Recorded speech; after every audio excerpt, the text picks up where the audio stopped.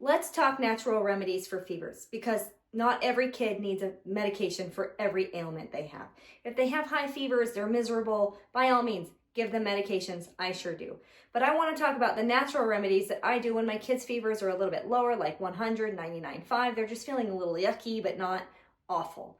So there are 3 that I recommend, 1 that I do not recommend. So let's go through them. The first one that I recommend is just cool compresses. It's that easy. Get a cool, damp washcloth, put it on their forehead, their armpits, and on their groin. That's where the heat gets pulled out. So if you put them in those specific areas, it will cool them off and pull out that heat faster. So that's number 1. Number 2 is an onion paste. And I know that sounds super crazy, but all you do is water, flour, and chopped onion mixed together, and you put it as a paste on your child's chest.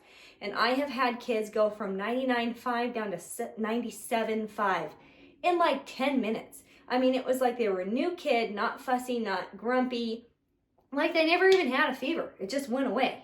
And number 3 is cold socks. So the first thing I do is warm up the kids' feet in the bathtub or the shower or the sink and make sure their feet are nice and warm. Then you put cold, damp socks on top of their warmed up feet, and then you put dry wool socks on top of that, and it draws out that heat through the feet and it drops the fever. Great.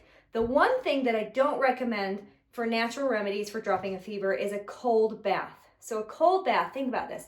Your body's already at 102 degrees and you're freezing. And your body's warm, but you're cold, right? You put the body, that hot body, in cold water, the body starts shivering. And the shivering actually increases body temperature. So it's not even going to drop the fever. It's actually going to increase the fever.